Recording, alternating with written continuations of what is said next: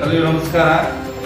ಸರ್ವಮಾಂಗಲ್ಯ ಶಿವೆ ಸರ್ವಪ್ರಸಾದಿಗೆ ಶರಣ್ಯೇ ತ್ರ್ಯಂಬಕೆ ಗೌರಿ ನಾರಾಯಣಿ ನಮಸ್ತುತೆ. ಶ್ರೀ ಕ್ಷೇತ್ರ ಕಾಳಪನಹಳ್ಳಿಯ ಗ್ರಾಮದಲ್ಲಿ ನೆಲೆಗೊಂಡು ಭಕ್ತರ ಕಷ್ಟಗಳ ನಿವಾರಣೆ ಮಾಡಿ ಭದ್ರಕಾಳಿ ಸಮೇತವಾಗಿ ಮುಖಂಡೇಶ್ವರ ನೆಲೆಸಿರುವಂತಹ ಕ್ಷೇತ್ರದಲ್ಲಿ ಭಕ್ತರ ಪ್ರೇರಣೆಯಂತೆ ಅಮ್ಮನವರ ಸಂಕಲ್ಪದಂತೆ ಪ್ರತಿ ವರ್ಷ ನಡೆಯುವಂತಹ ಜಾತ್ರೆಯ ವಿಶೇಷತೆ ಈ ವರ್ಷದಲ್ಲೂ ಸಹ ಈ ಡಿಸೆಂಬರ್ ಅಲ್ಲಿ ನಡೆಯುವಂತ ಜಾತ್ರೆ 18 ಮತ್ತು 19ನೇ ತಾರೀಕು 11ನೇ ವರ್ಷ ಜಾತ್ರಾ ಮಹೋತ್ಸವ ಈ ಕ್ಷೇತ್ರದಲ್ಲಿ ಅಮ್ಮನವರ ಸಂಕಲ್ಪದಂತೆ ನೆರವೇರಿಸಿರುವಂತದ್ದು ಬಹಳಷ್ಟು ವಿಶೇಷ.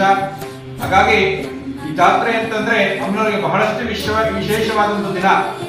ಆ ಜಾತ್ರೆಗೆ ಮಾಡುವಂತ ಕಾರ್ಯಕ್ರಮಗಳು, ಅಮ್ಮನ ವಿಶೇಷವಾದ ಅಲಂಕಾರ ಮಾಡುವಂತದ್ದು, ದೇವಾಲಯದ ವಿಶೇಷವಾಗಿ ಅಲಂಕಾರವನ್ನು ಮಾಡಿ ತಮಟೆ ವಾದ್ಯಗಳು, ಮಂಗಳ ವಾದ್ಯಗಳಿಂದ ಅಮ್ಮನನ್ನು ತೃಪ್ತಿಪಡಿಸುವಂತದ್ದು ಈ ಜಾತ್ರೆದ ಒಂದು ವಿಶೇಷತೆ ಅಂತ ನಾವು ಹೇಳ್ಬೋದು. ಮತ್ತೆ 15ನೇ ತಾರೀಕು ಪ್ರಾರಂಭ ಆಗ್ತದೆ, 19ನೇ ತಾರೀಕು ಪ್ರಾರಂಭ ಆಗ್ತದೆ. 2 ದಿನ ಕಾಲ ಸತತವಾಗಿ ಬೆಳಗ್ಗೆಯಿಂದ ಶುಕ್ರವಾರ ಸಂಜೆಯವರೆಗೂ ಸತತ ಕಾಲ ಅನ್ನದಾಸೋಹಸಗ ಈ ಕ್ಷೇತ್ರದಲ್ಲಿ ಏರ್ಪಡಿಸಿರುವಂತದ್ದು ವಿಶೇಷ. 2 ದಿನ ಕಾಲ ವಿಶೇಷವಾಗಿ ಜಾತ್ರಾ ಕಾರ್ಯಕ್ರಮಗಳನ್ನು ಈ ಕ್ಷೇತ್ರದಲ್ಲಿ ಏರ್ಪಡಿಸಿರುವಂತದ್ದು ಬಹಳಷ್ಟು ವಿಶೇಷ. ಹಾಗಾಗಿ 19ನೇ ತಾರೀಕು ಅಂದ್ರೆ ಅಮಾವಾಸ್ಯೆ ದಿವಸ, 19ನೇ ತಾರೀಕು ಅಮಾವಾಸ್ಯೆ, ಎಳ್ಳಮಾವಾಸ್ಯೆ ವಿಶೇಷವಾದ ದಿನ ಬರ್ತದೆ.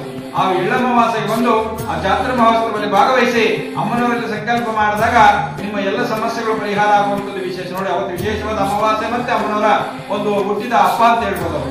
ಅವತ್ತಿನ ದಿವಸ ಬಂದು ಅಮ್ಮನವರ ಕೃಪೆಗೆ ಪಾತ್ರರಾಗಿ ಬಂದಿಲ್ಲಿ ಅಮ್ಮನವರಿಗೆ ಸಂಕಲ್ಪವನ್ನು ಮಾಡಿ ಅಮ್ಮನ ಒಂದು ಆಶೀರ್ವಾದ ಪಡೆದಾಗ ನಿಮ್ಮ ಜೀವನದಲ್ಲಿ ಆಗುವಂತಹ ಸಮಸ್ಯೆಗಳು ಆದಷ್ಟು ಬೇಗ ಪರಿಹಾರ ಆಗ್ತದೆ.